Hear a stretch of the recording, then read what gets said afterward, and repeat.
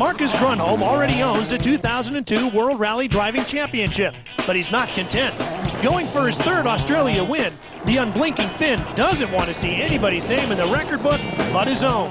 Behind him, a rabid pack gives chase. Petter Solberg was flawless on the first 9 stages, and this could be his best chance yet at that elusive first win. Also on a mission is the man called El Matador.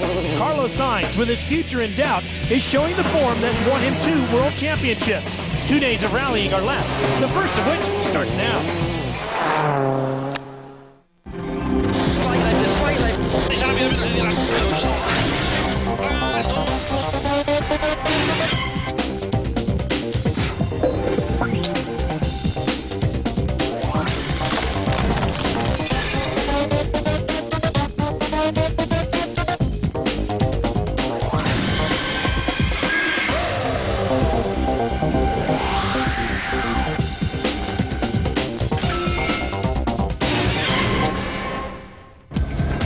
The Western Australian bush country, backdrop to round 13 of the 2002 FIA World Rally Championship.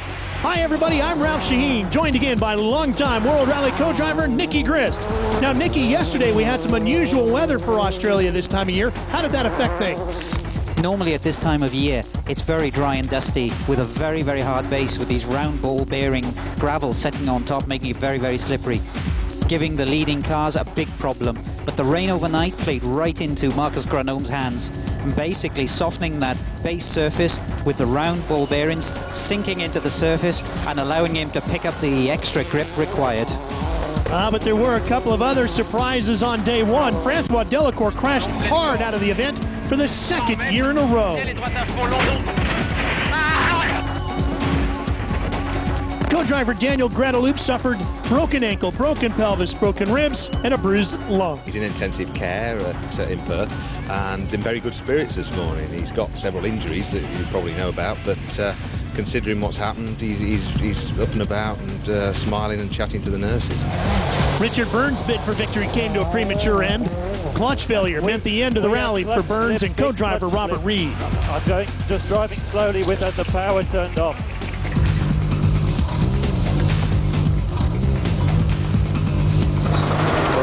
Go anywhere. If I get it in gear, it's just...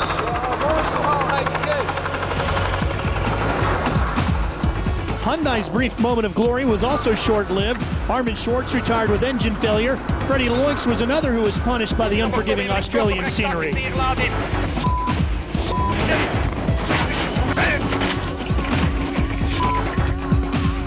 As on so many other occasions this year, the day was dominated by Marcus Grunholm, who returned to Perth with a lead of 29 seconds.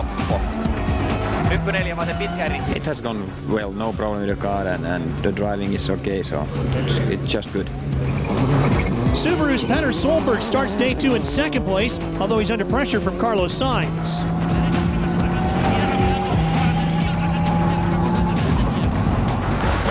Solberg's teammate Tommy Mäkinen is in 5th, but is less than 10 seconds behind the Peugeot of 4th place man Harry Rovanperä. Ford Focuses occupy the next 3 positions, although 7th place Marco Martin wasn't the only one of the 3 to spin. Colin McRae found that his new co-driver Derek Ringer was taking his time to settle into the seat he last occupied in 1996. Not once, but twice.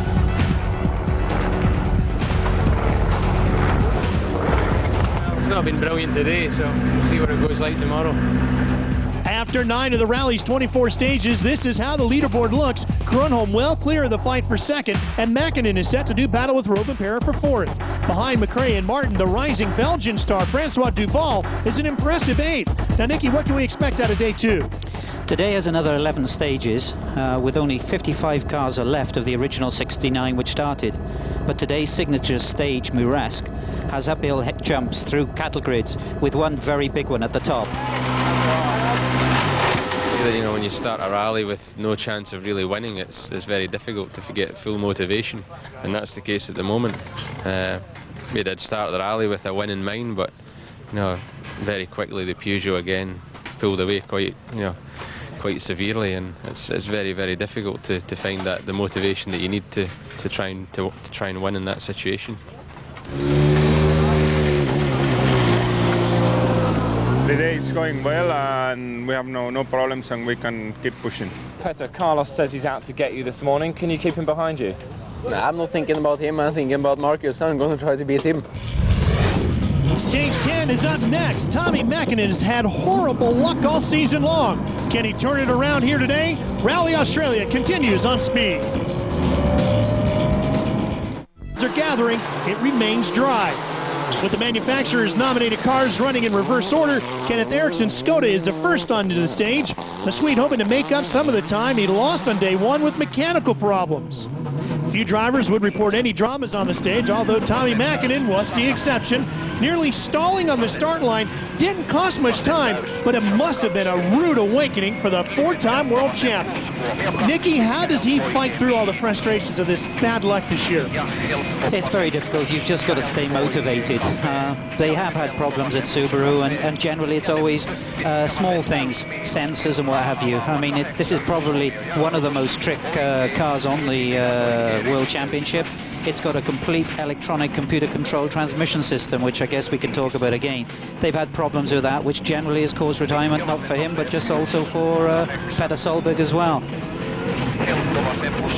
Although I have to say, I don't think things have been right for Tommy since he had that serious accident with his good friend and co-driver Risto Manison-Mäki last year in Corsica. I mean, it was quite a severe accident, and I think that rocked the guy for a while.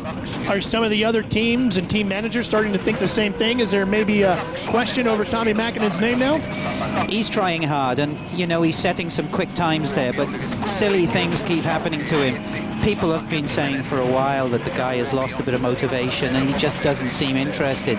He's almost driving out at the end of the year and the end of his Subaru contract.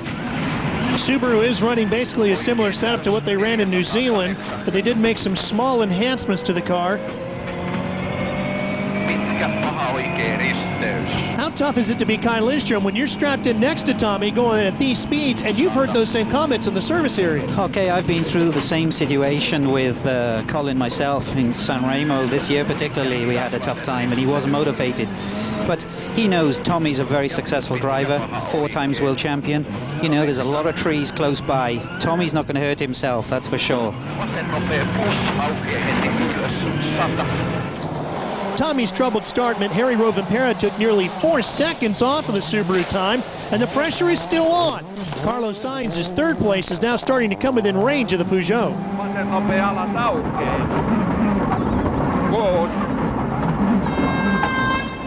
For a while, it even looked as though Rovanperä might be the quickest on the stage. He took 3 seconds off of Sainz in the process.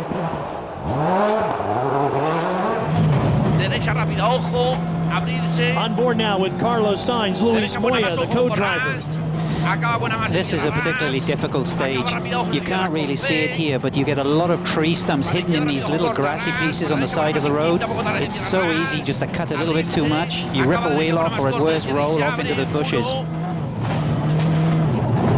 There's very few spectator areas because this particular forest is protected because there's a disease called dieback. There's very few places the spectators can go, and generally you see nobody. The cars actually have to be washed down before they go in there to compete on the rally. It's an unusual disease which absolutely kills this forest. I know it doesn't look the prettiest, but they're trying to protect it all the same. Same thing when you're done with the cars, you have to clean them up again to make sure you don't carry those diseases on around the world? Basically, well, it's basically you've got a lot of forests which have a lot of this disease, and basically these areas don't have any of the disease at all. So when you come in, they wash off all that dirty mud that you've carried out from these infected areas, so you can come in and protect them. I mean, Australia and New Zealand are very, very... Wow, do you see that? That's most unusual. I mean, normally these things only come out at night, you know, and the first thing in the morning, they've gone again as soon as they hear the car.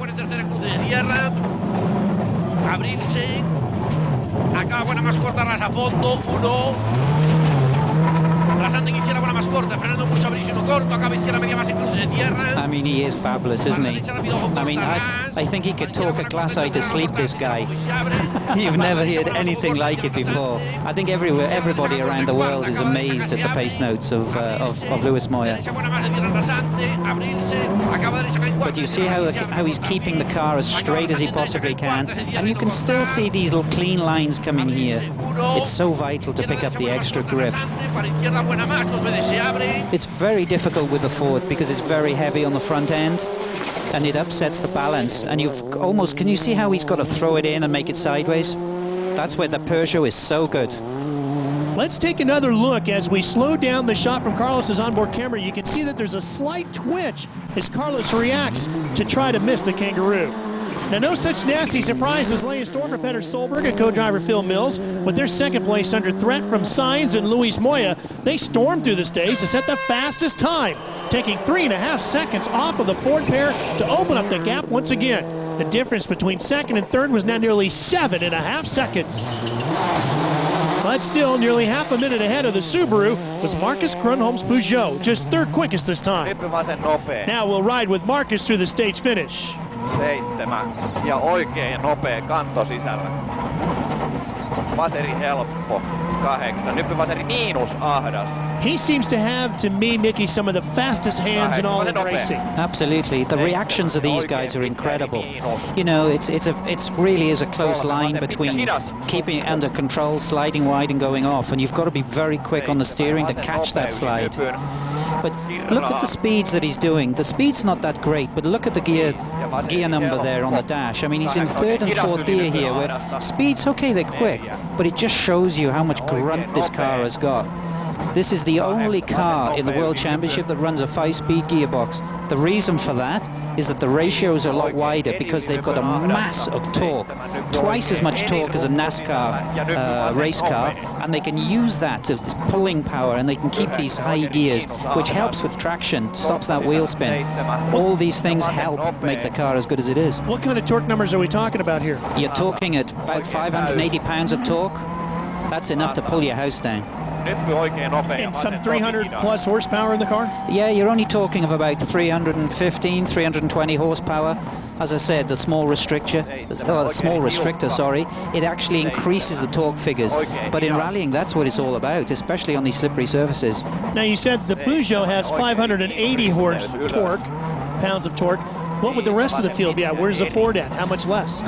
You'd be looking at around about 70 to 100 pounds less of torque. I mean, it's quite dramatic. And when you look at all the in-car footage and all these other bits of footage that you see, basically the Peugeot's pulling away on the straights, and that's where this torque and power is coming in. So there was no change in the order, but some of the crews now had at least one eye over their shoulders. Second place to fifth was covered by less than 40 seconds. The chasing pack also included some potential battles, with Tony Gardemeister now 15 seconds or so ahead of Sebastian Loeb. Hey, more rally coming your way right after this. Where else but here on Speed? Is 16 miles through Barraking, another classic Rally Australia test. 13th place Kenneth Eriksson was losing ground to the man ahead of him, Juha Käkkönen. And there's some body damage to the big Skoda. Looks like that might be part of the reason why he lost about 10 seconds on this stage. Absolutely. I mean, the car's a big, cumbersome thing, and he's obviously under pressure. But at the end of the day, that's rallying and the World Rally Championship. Still sore from a fall from his mountain bike before the rally was Colin McRae. No matter what the Ford team doctor seems to do, it's not enough, and Colin is suffering from his injuries. On board now with Harry Rovanperä.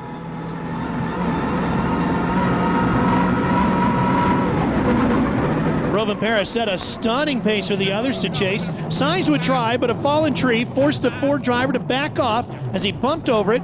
And there also seemed to be a question mark over his tire choice. 17.8 seconds split the focus from Rovanperä's Peugeot going into the stage. But third place now looks set to change hands.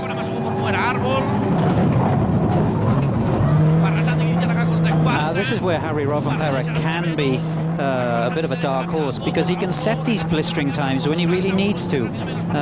Don't get me wrong, Carlos is trying hard. That small tree incident wouldn't have cost that much. I would say that Rovanperä's on a real charge here. Nicky, at the Birmingham Auto Show in the last couple of weeks, Ford displayed a brand new possible production car, which they say could be a future rally car. How true is that? Well, basically, they're looking to replace the Ford Puma, which you haven't got here in the States, which is their Super 1600 Clubman spec car. They're looking to replace that with the new little Fiesta, which we have in Europe. You know, I think it's a good possibility that what they're going to use as a World Rally car in the future, we have to wait and see. I know they're starting to work their plans now for the future, as they've learned a lot from what Peugeot have done in their car and the balance of the car, and they've got to get the package small enough to work that well. The car is known as a Ford Rally concept. It's based on a 3-door Fiesta, which we do have here in the States, and Ford is hoping to have it homologated with the FIA by the summer 2003. You know, this is some great stuff here, Ralph. The car's so good. I mean, this guy's in control. He's the world champion and he's led it without a problem. He's most definitely taking it easy. Well, the Peugeot 1-2 on the stage means that Grönholm's lead is up to over 31 seconds. Meanwhile, his Finnish colleague is now third ahead of Sainz.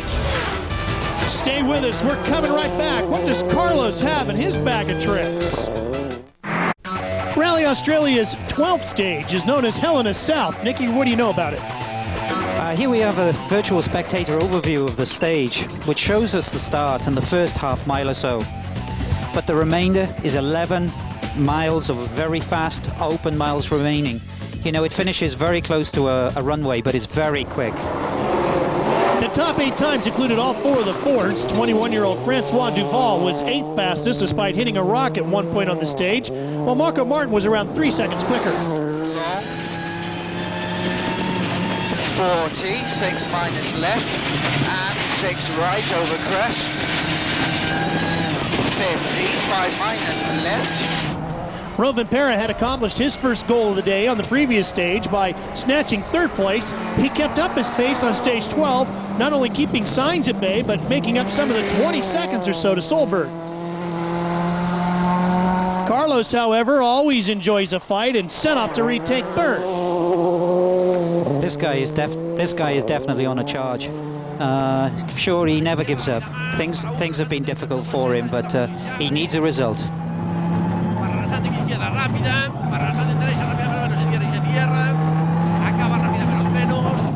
Rovanperä did extend his advantage over Sainz to nearly 10 seconds, and next to tackle the stage, Solberg. All right, so Nicky, if Tommy Mäkinen seems to be on the back end of his career, is Solberg the future superstar for Subaru? Absolutely, I rate him highly. This guy, he's already said this morning, he's after Marcus Grönholm. He's not worried about the guys behind, but the only person he has to worry about is Rovanperä. Just 0.4 of a second lost this time, and Petter could breathe a little easier. Grönholm was in 3rd fastest, allowing Rovanperä to take his 2nd successive stage win. Vaseri helppo yli nypyn. 5 ja hae oikein lyhyt kivi sisällä. 100. Vaseri ehkä jo. Back in service, Grönholm admitted to his strategy.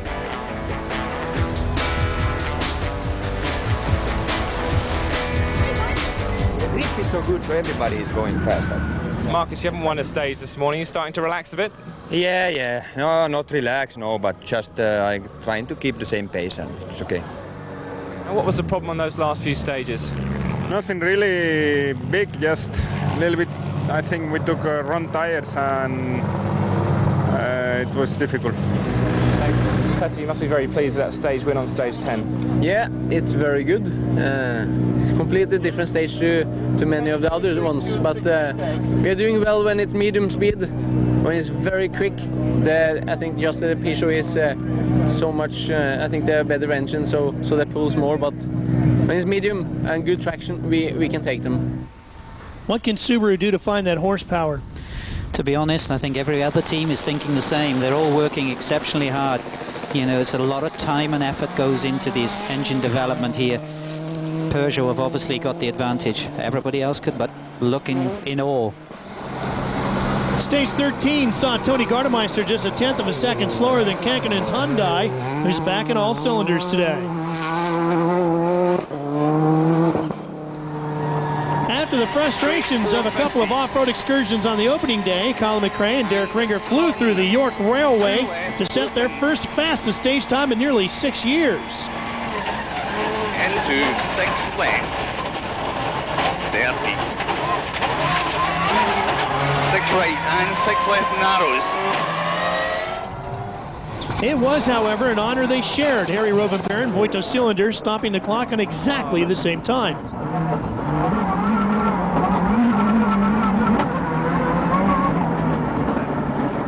fastest time was also shared. Petter Solberg and Carlos Sainz, exactly 2.6 seconds slower than McRae and Rovanpera, with Grunholm, the man who was third on the stage. 6 right plus extra long over crest, 13.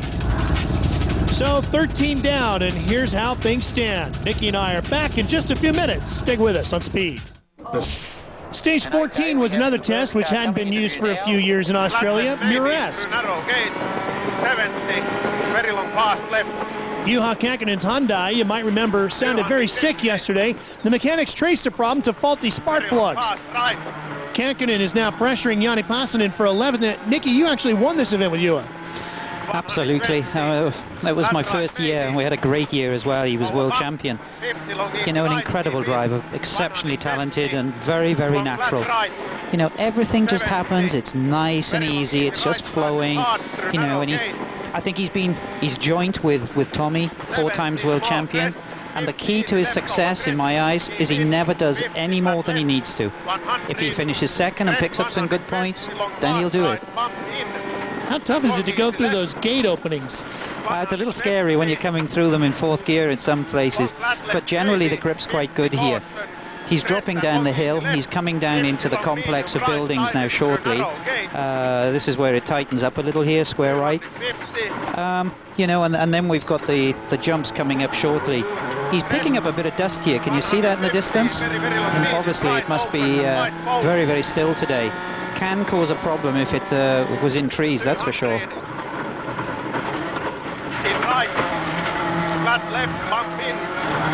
Generally, a lot of the pace notes that his co-driver is using is actually the original stuff that I made with him in 93, 94. It's unusual to see it, but you know, old Juha there tends to be the kind of guy just have an easy life, and no point in making work for myself.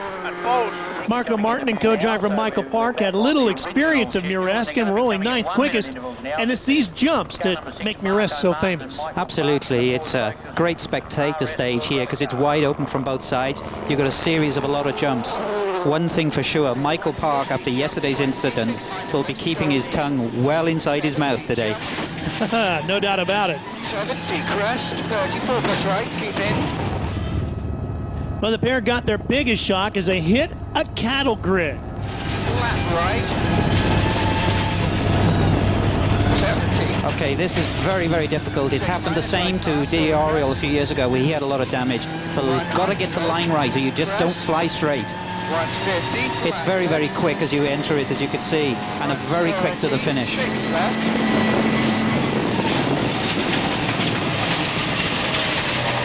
That was a bad jump. Did seem to kick up a bit. Sorry? I said, yeah, it did seem to kick up a bit. Landed on a fucking nose. Pardon? Landed on a nose. They landed on their nose indeed. Derek Ringer might not have sat alongside Colin McRae for a few years, but Murresque was a regular fixture of Rally Australia in the mid-1990s, and that might account for the fact that the pair were pushing hard on the stage as the Ford Focus headed up towards the cattle grid. 100. 6 left, and here, narrow jump line, and 6 right. 2 right tightens. Right tightens. Ringer hardly misses a breath, but listen in as it crossed the line. Crest, 200, 6 left. 150. To stop. Okay. Something broken. There's some guard there. The nose-heavy landing damaged the car's radiator, and Colin's rally is over. Very high on the last jump and landed right on the nose, and it's broke the radiator, so we've got no water left in the engine. McRae's retirement meant Mäkinen could relax a little, although his mechanics had made changes to the Impreza's transmission, and there seemed to be no repeat of the understeer, which had slowed Tommy on day 1. As a result, Mäkinen had moved up a gear. With Mäkinen going quickest so far, Petter tried to better the time set by his teammate.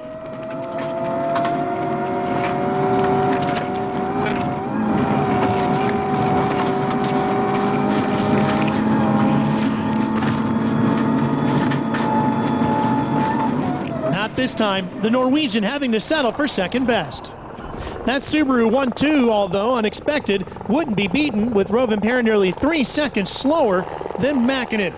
Is it that the Subaru likes the jumps, Nikki, or these drivers for Subaru? I think you've got to put yourself in Subaru's position.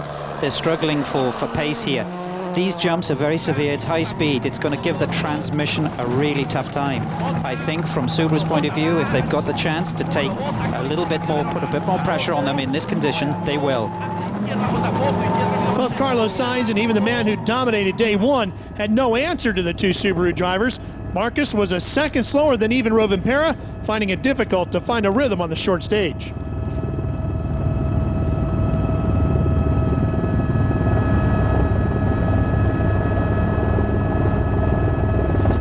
The gap from Solberg to Rovanperä had expanded again to over 20 seconds, and Sainz right in the hunt. Murresque be as exciting. Fifth quickest, Juha Käkkinen certainly thought so. The four-time world champ had now closed the gap to Jani Passanen to a little over 11 seconds. Holding to jump, 50, jump, 50.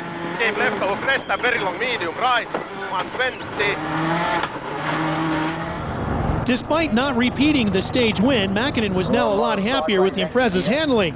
To give some idea of the transformation, the previous pace setter Rovanperä was just 0.3 of a second quicker than Mäkinen.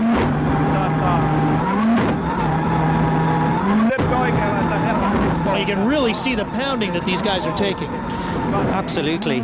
You've got to bear in mind that they're really well strapped in there. The one thing that's going to take a beating is your neck, especially with that heavy crash helmet on. You know, for most people, you'll probably be in a neck brace for a week. Over here, we see people wearing the Hans device, the Hutchins device, or neck rolls as well. Why not in rally? We've tried to fit it into the rally cars, but the spaces are too small. Following McRae's retirement, Sainz must have taken the jump even more cautiously, although one eye was on Rovanperä's time.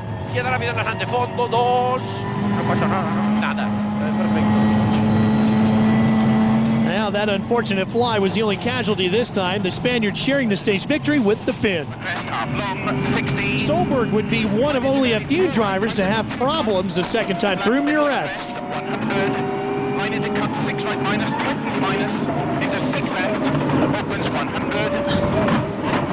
Okay, great co-driver. He must be Welsh, I guess. A wonderful driver, isn't he? Mind you, the guy when he started, I mean, he was quick from the start, but you can see that he's really matured. He's just overshot that gate a little bit there. This is actually Western Australia's home for teaching people how to go farming. So you've got a lot of open fields, and these are just tracks connecting all these fields together there. Just let him in a little bit too wide. Lose a few seconds there, I'm sure of that.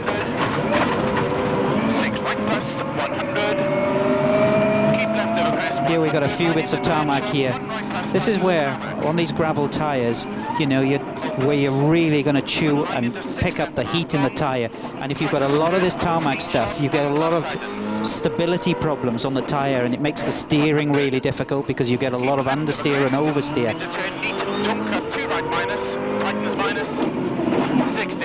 Now, the grip, it's not far now. We're going up here, so we turn square right, again round a building, and then down to a T-junction left, and then we're back on the gravel and onto the jumps as we start to go up the hill. Here we go. Yeah, there's a jump just into a junction left here, if I remember rightly. Hey, if you don't remember, we're cutting out your per diem. That's why we brought you all the way over here. You're supposed to know all this stuff.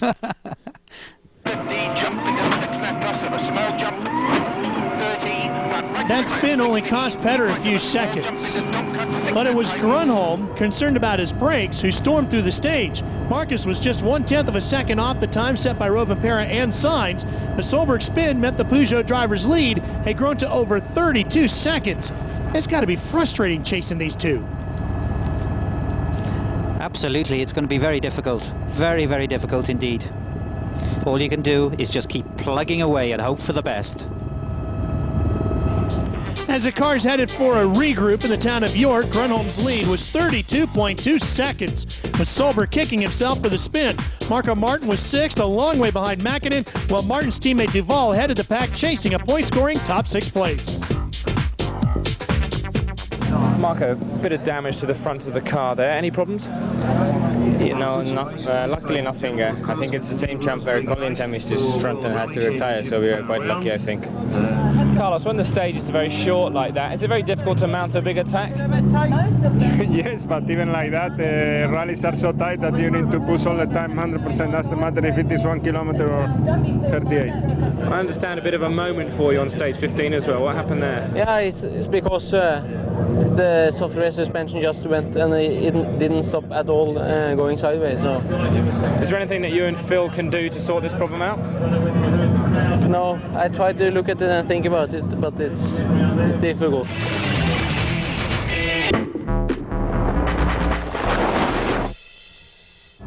Welcome back. Ralph Shaheen and Nicky Grist with you for Rally Australia. Stage 16, the 12-mile Flynn's short test, would take the crews back to service.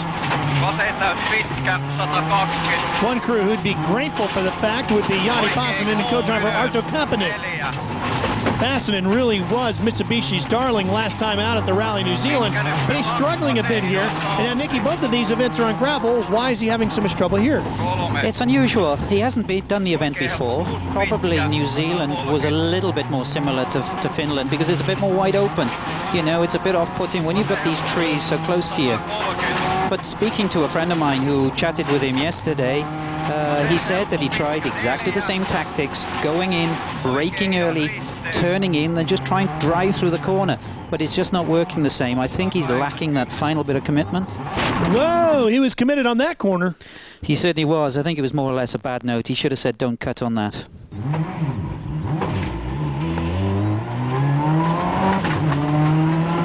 But this is the kind of mistakes that Jani Passanen has done in the past. He's been blindingly quick in Finland, but always he's had a great first day, then the second day, then he makes a mistake and generally has multiple rolls. The guy has a future, but they've got to give him some experience. 7 rallies this next year is not enough. He needs a lot more. No, the roll wasn't that severe. The Mitsubishi mechanics would have a few bodywork repairs to make. Petter Solberg's engineers had some new suspension pieces ready, but the second fastest time on stage 16 clawed back 0.2 of a second from Rovanperä. Francois Duval was 6th quickest and was now within 3 seconds of snatching 6th place away from Marco Martin in an identical car after the Estonian overshot a junction on the side of the cameras. 5 plus left, 20, 4 plus right narrows, 6 minus left. 70, flat right, tightens to 6, 20, 4 left. 50, 3 plus left. 30. Sainz, meanwhile, was still 4th, unable to repeat his shared stage win. It seemed that a second gained on one stage would be lost on the next, much to the Spaniards' frustration. I can always remember a situation with these two guys. You talk about frustration. They lost a wheel in Safari, and they were having a full-blown argument as the wheel went bouncing by them as they're driving down the stage. You know, typical Latin temperament.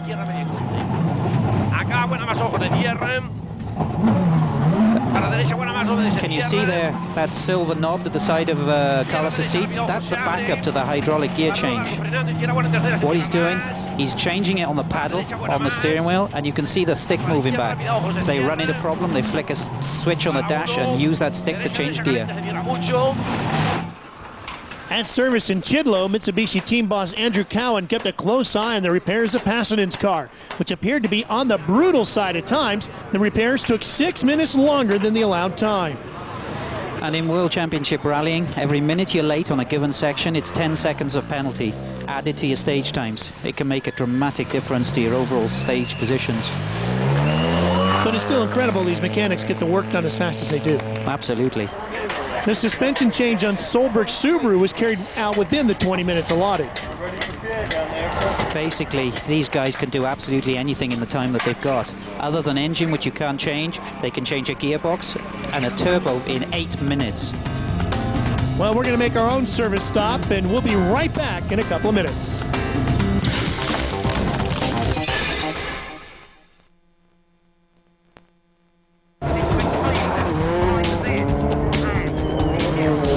Time now for the world-famous Speed Channel onboard segment. We're going to go onboard first with Tommi Mäkinen and Kai Lindström. I'll just try and pick up where we are here, guys. As you can see, generally the speeds are so high. You can see that. How would you fancy having a ride in this car, Ralph? Oh, strap me in anytime, Nicky. It's incredible how fast you go through the woods like this. To be honest, the only way I could describe it, it's probably enough to make a blind man blink. You know, I think everybody who drives a Subaru would probably not get any idea of the grip levels that you've got. Of course, the tyres, the suspension, and most importantly, the transmission is completely different, and it picks up so much more traction. Ja helppo vasen yli, 7 alas. Pitkä vasen nopea plus aukeaa heti.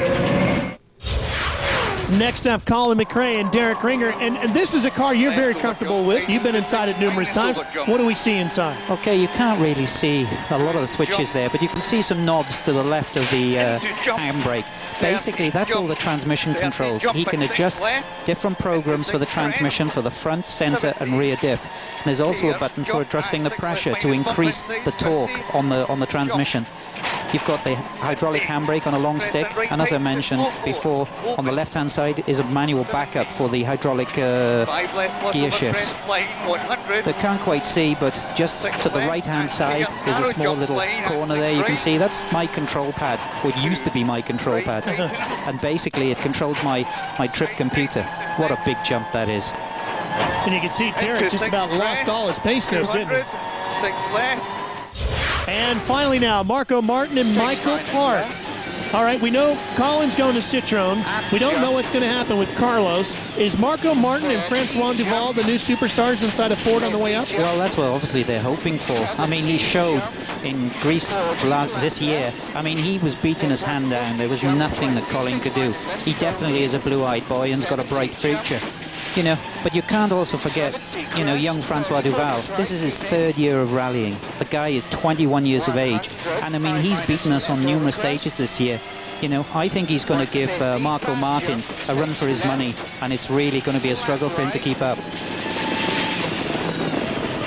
Well, that takes care of our onboard segment today as we went rallying through the Australian outback with Nicky Grist. Stay with us. We're coming right back for more from the Rally Australia. 150 flat left.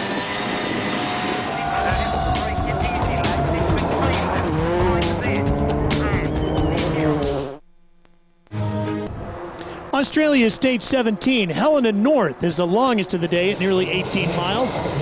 Sainz took almost 7 seconds off the chasing Tommi Mäkinen, lifting some of the pressure off of the Ford driver. Harry Rovanperä, however, was another second or so quicker. Any thoughts Carlos had of retaking 3rd looked to be fading.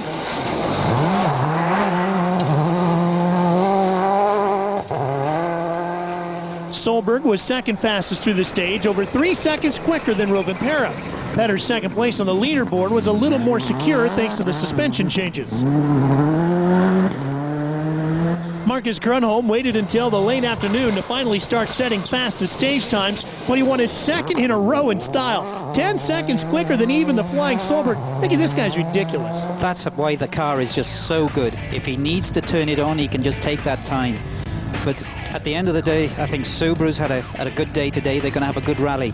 Let's not forget that next year they've got a new rally car. You never know, maybe they can challenge.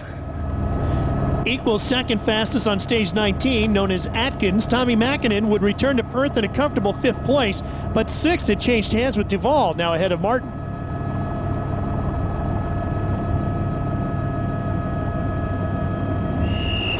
Ford's most experienced driver, Carlos Sainz, would be 4th with only the final sprint around the Langley Park Super Special remaining. The gaps between the men in 2nd, 3rd, and 4th were fairly similar, so there'd still be plenty to fight for on the final day.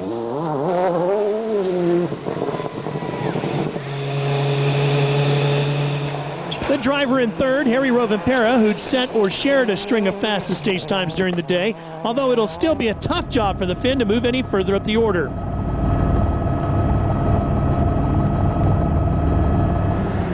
Tougher still will be the task facing Petter Solberg on day 3.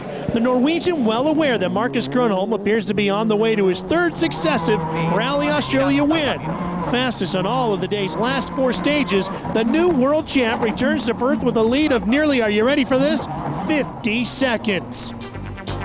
This is how things stand tonight, with the top 5 all holding position over the final batch of stages, but 6th place being swapped between the 2 men who look set to form Ford's assault on next year's World Championship. Marco Martin, however, is unlikely to settle for 7th tomorrow. Harry, you're third at the end of day 2 of the rally. You must be very pleased with your performance today. Yes, today going everything's well and big fight all the time. Yes, I'm quite happy with the result today. Petter's second at the end of day 2, but you had a very big scare today. Yeah, it was a little bit on the limit. We had some problem with the suspension and the front diff at the same time, so not so easy on that one stage. Marcus, how confident do you feel that that win is yours tomorrow? I think only a technical problem can take it from us, but you never know. I don't know. Well, it sure sounds like Marcus is finally relaxing a little bit. To be honest, he's got the whole rally under control. All he's looking forward to is a few Olut at the end of the day. Olut being Finnish for beer. These guys love the stuff. I think you and I are going to have to go get an Arlut after the show tonight. Absolutely. No, I mean, everything about this team, I mean, I know it's getting boring with talking about Peugeot and their dominance, but you can only but stand up and, you know, say, well done, guys. Everybody has done a superb job. It's for everybody else to catch up now. Which guys do you think can make a move up the order tomorrow? To be honest, I think from first place is concerned, that's finished with. I mean, we've got a good few battles going down behind, and in Bunnings, you never know. There's a lot more stage miles to come. Grönholm's luck could possibly turn tomorrow, or will Marcus get his 5th win of the season? Make sure you join Nikki and I again for same-day coverage of the 4 final stages. And as always, Rally Extra Monday night.